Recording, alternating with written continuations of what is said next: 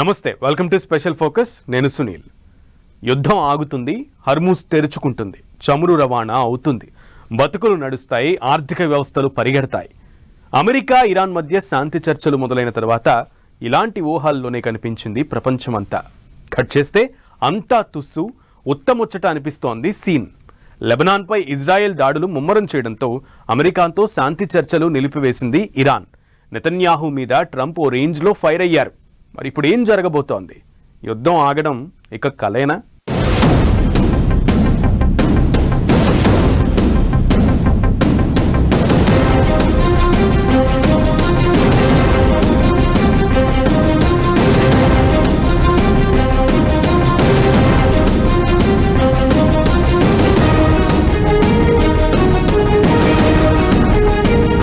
అంతా తుస్సు.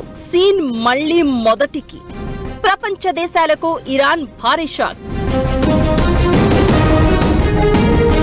అమెరికాతో శాంతి చర్చలు నిలిపివేత. లెబనాన్పై దాడుల విషయంలో ఆగ్రహం.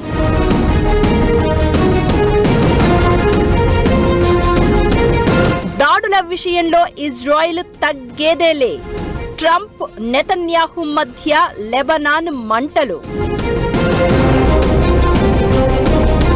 నెతన్యాహు మీద ట్రంప్ ఓ రేంజ్ లో ఫైర్. ఒక అడుగు ముందుకి 10 అడుగులు వెనక్కి. అమెరికా ఇరాన్ శాంతి చర్చల విషయంలో ఇలానే కనిపిస్తోంది పరిస్థితి. పశ్చిమాసియా యుద్ధం ప్రపంచాన్ని అల్లాడిస్తోంది. హర్మూజ్ క్లోజ్ అయి క్రూడ్ ఆయిల్ రవాణా నిలిచిపోయి మెజారిటీ దేశాలు చమురు సంక్షోభంలో చిక్కుకున్న పరిస్థితి. ఇలాంటి తరుణంలో అమెరికా ఇరాన్ మధ్య శాంతి చర్చలు మొదలు కావడం అంతా సానుకూలంగా కనిపించినట్లు అనిపించడంతో ప్రపంచమంతా ఊపిరి పీల్చుకుంది. రెండు దేశాల మధ్య శాంతి ఒప్పందం కుదిరి పశ్చిమాసియాలో యుద్ధానికి ఎండ్ కార్డు పడుతుందని అనుకుంటున్న టైంలో అనూహ్య పరిణామం చోటు చేసుకుంది.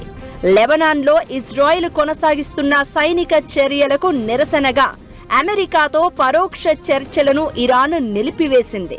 ఇజ్రాయెల్ దాడులు ఎప్పటి వరకు కొనసాగుతాయో అప్పటి వరకు అసలు దౌత్యమే ఉండదు అని తేల్చి చెప్పేసింది. లెబనాన్లో ఇజ్రాయెల్ సైనిక చర్య కొనసాగితే ప్రత్యక్ష ఘర్షణకు దిగుతామని హెచ్చరించింది.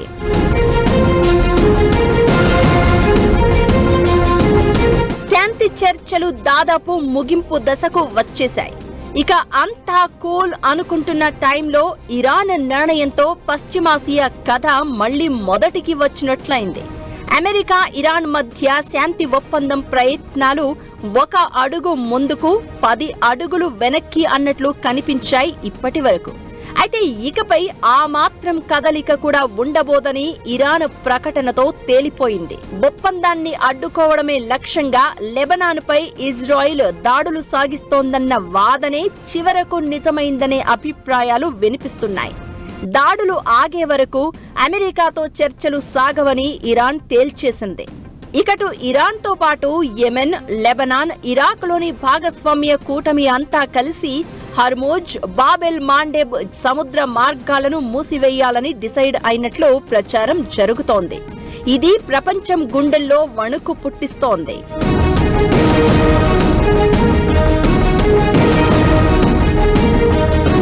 లెబనాన్ అంశం ఇప్పుడు శాంతి ఒప్పందానికి అడ్డంకిగా మారింది. నిజానికి దాదాపు నెలన్నర కింద లెబనాన్ ఇజ్రాయెల్ మధ్య ఒప్పందం కుదిరింది. అయితే ఇజ్రాయెల్ దాన్ని ఏమాత్రం ఫాలో కావడం లేదు. లెబనాన్ మీద దాడులు ఆపడం లేదు.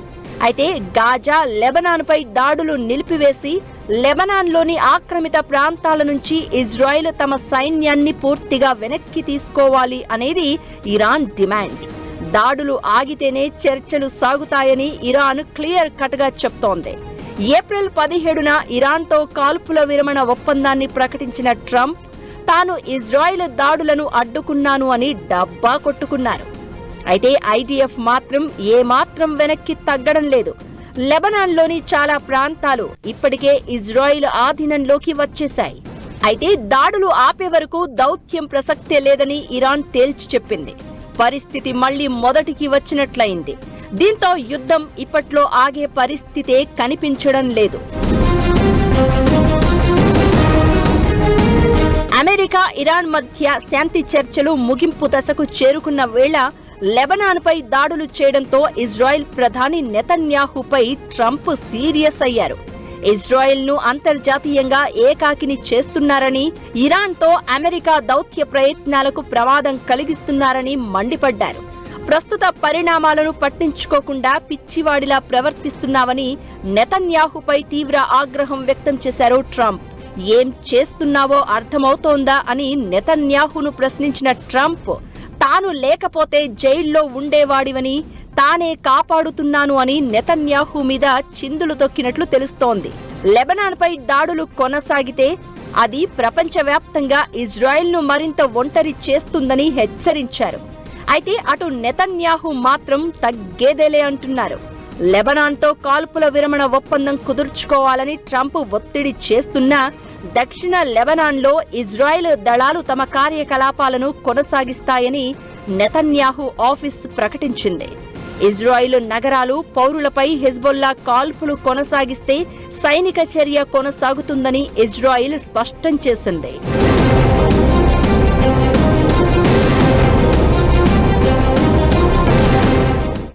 వద్దని ట్రంప్ వార్నింగ్ ఇస్తున్నా ప్రపంచ దేశాలు మొత్తుకుంటున్నా ఎవరి మాట వినేది లేదు అన్నట్లుగా లెబనాన్ మీద దాడులు కొనసాగిస్తున్నారు నెతన్యాహు. పశ్చిమాసియానే కాదు, ప్రపంచాన్ని కూడా మరింత ప్రమాదంలోకి నెట్టేస్తున్నారు.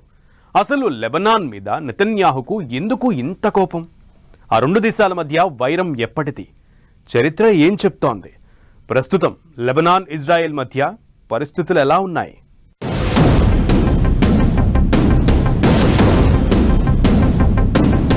లెబనాన్పై దాడుల విషయంలో తగ్గేదేలే. నెతన్యాహు దూకుడుతో ప్రపంచం టెన్షన్.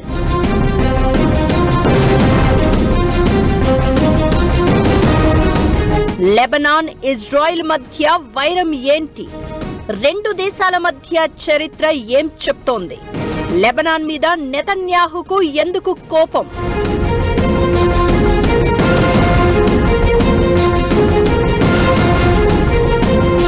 ఇజ్రాయెల్, లెబనాన్ భౌగోళికంగా పొరుగు దేశాలు.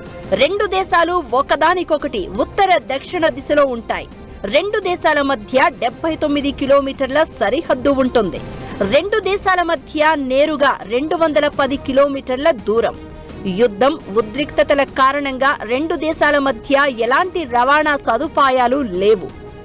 అక్టోబర్ 7 ఘటన తర్వాత హిజ్బొల్లా టార్గెట్ గా లెబనాన్ మీద ఇజ్రాయెల్ దాడులు చేస్తోంది. లెబనాన్లోని చాలా ప్రాంతాలు ప్రస్తుతం ఇజ్రాయెల్ చేతుల్లోకి వచ్చేశాయి. దక్షిణ లెబనాన్లోని బ్యూఫోర్ట్ క్యాజిల్ ఆ దేశ దళాలు ఆధీనంలోకి తీసుకున్నాయి. బ్యూఫోర్ట్ కోటను కంట్రోల్ చేయడం ద్వారా దక్షిణ లెబనాన్లోని కదలికలపై ఇజ్రాయెల్కు మెరుగైన నిఘా సామర్థ్యం లభిస్తుంది. రాకెట్ ప్రయోగాలు, సరిహద్దు చొరబాట్లు, సాయుధ గ్రూపుల కార్యకలాపాలను ముందుగానే గుర్తించే అవకాశాలు పెరుగుతాయి. దీంతో రాబోయే రోజుల్లో రెండు దేశాల మధ్య పరిస్థితులు మరింత ఉద్రిక్తంగా మారే ఛాన్స్ ఉంది. అది అమెరికా, ఇరాన్ మధ్య శాంతి చర్చలపై ప్రభావం చూపించడం ఖాయం. ఇదే ఇప్పుడు ప్రపంచం టెన్షన్.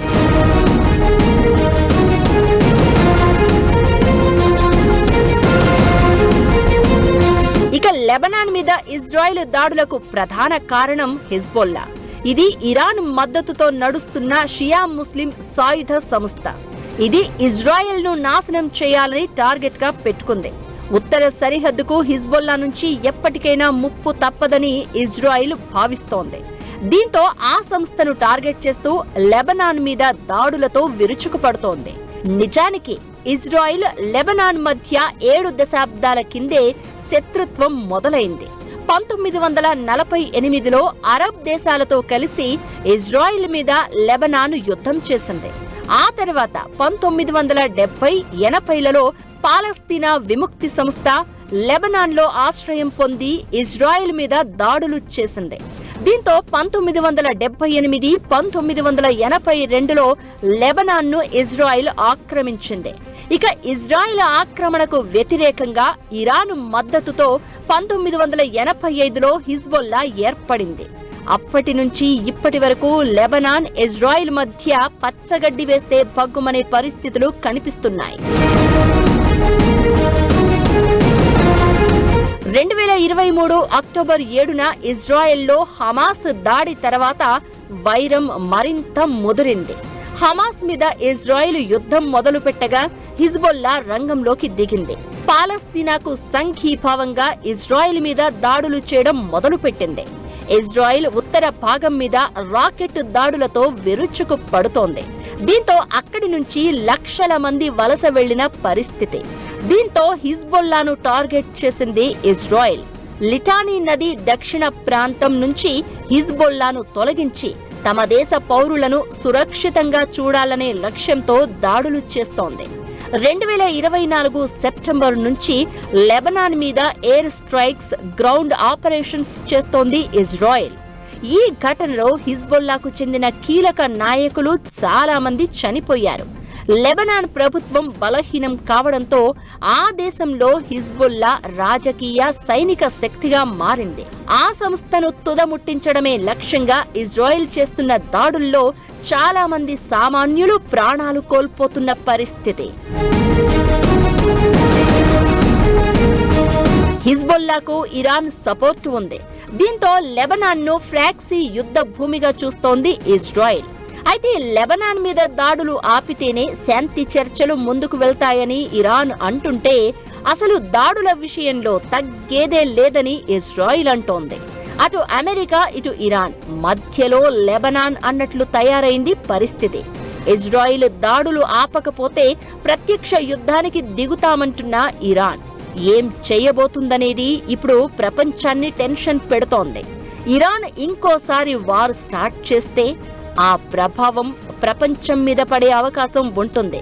ఇప్పుడు ప్రపంచం భయం కూడా ఇదే.